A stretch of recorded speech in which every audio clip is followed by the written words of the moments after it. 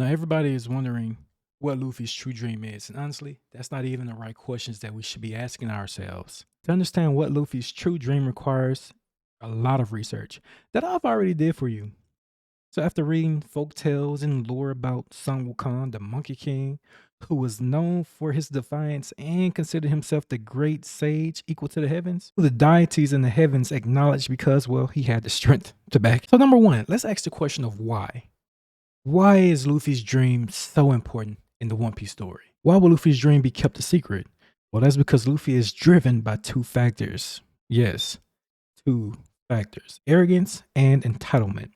Now, this is going to be a perspective that you may have never even heard anyone speak about, but today I would like to speak about it because I want to push the edges of the boundaries of what is known about this One Piece world. Arrogance come from him thinking he is able to live freely by declaring himself a villain under the name of a great pirate, versus just being like Nolan, who was a great explorer and became known for his discoveries and goodwill. Now, Luffy may be misconstrued about what exactly that he wants to be, but Luffy being Luffy, he just don't know, and he's going by the great name of Pirate King because guess what? Gold D. Rogers is the one who set everybody free and declared that the One Piece, in fact, a real thing. So Luffy knows that Gold D. Rogers is a pirate, so he just wants to be the Pirate King because he sees Gold D. Rogers as a figure who was able to live freely and do whatever he chose to while having fun and enjoying life. So why wouldn't Luffy be like Nolan and just be a discoverer and live free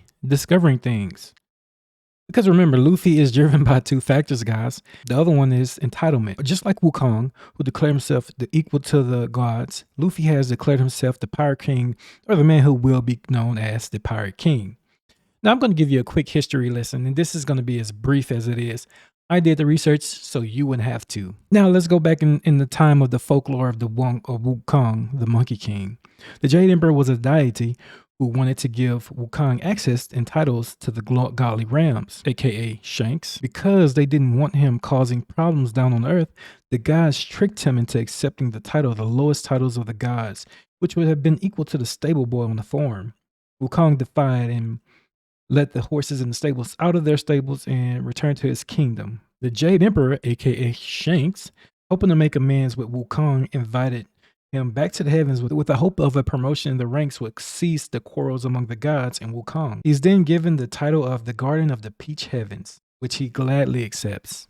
However, Wukong got wind of a banquet being hosted by deities, and he didn't get the invite. When he went to try to get into the banquet, two of the goddesses rejected him and stating he was only the immortal that tended to the peach garden. His indignation turned into an open defiance, and he sneaked up his way up into the highest level of the heavens where he consumes Lao's pills of immortality and eats the peaches of immortality. Takes the remainder of the Jade Emperor's royal wine, Gum Gum No Mi, aka and Vegapunk. And then guess what? Soon after, the Great War follows. Are we ringing bells here yet? Wukong laughed hysterically, beating army after army and god after god. No, well, what does this have to do with anything about Luffy's dream? Well, after Great War, he was sealed by Buddha under a mountain for 500 years.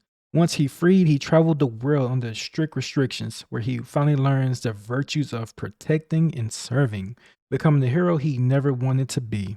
During Wukong's travels with his two other companions, fighting for them and protecting them, through this journey he learns lessons in suffering, as one of his companions is consistently being attacked for having flesh that may have properties of immortality. So you guessed it, Wukong, aka Luffy, is on a journey to redemption. Luffy is learning throughout his journeys. After he reaches his platform, he gets the title of Pirate King. He will learn that in the end, all he wanted was to just be around his friends and to protect them. It was never about the One Piece. Well, it was about the One Piece, but because without the One Piece, it would have never activated his senses into him wanting to become somebody greater than himself. After losing Ace, and now he has lost Sabo. Or we don't know if he lost Sabo, but you know, as far as the story goes, Sabo has disappeared, and he has Vivi along with him. But as we know that Luffy is currently on his way to the Laugh Tale, and we know Wukong wanted to travel west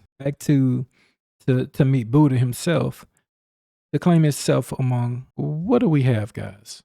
Luffy's true dream is not about being this great army being this great leader. The only dream that Luffy ever had was to simply be around his loved ones and his friends and being able to protect them no matter the cost. That's what Luffy requires. Luffy's true dream is not about the all blue. It's not becoming the greatest sword master. It's about him honing the friendships and protecting the ones he loves. And through all this, the entitlement that he has will cease to exist by the end of the story of One Piece. He'll have realized that his true potential had been being a learning, caring, protecting person. That's his true dream. I don't know, guys. You let me know in the comments what you guys think. Is Luffy's dream that simple, or is it something more complex in nature? Also, make sure you drop a sub and a comment in the comment section below. You let me know if Luffy's true dream is that simple, or is it more complex in nature? But I appreciate you guys for watching. Until next time, I'll see you later.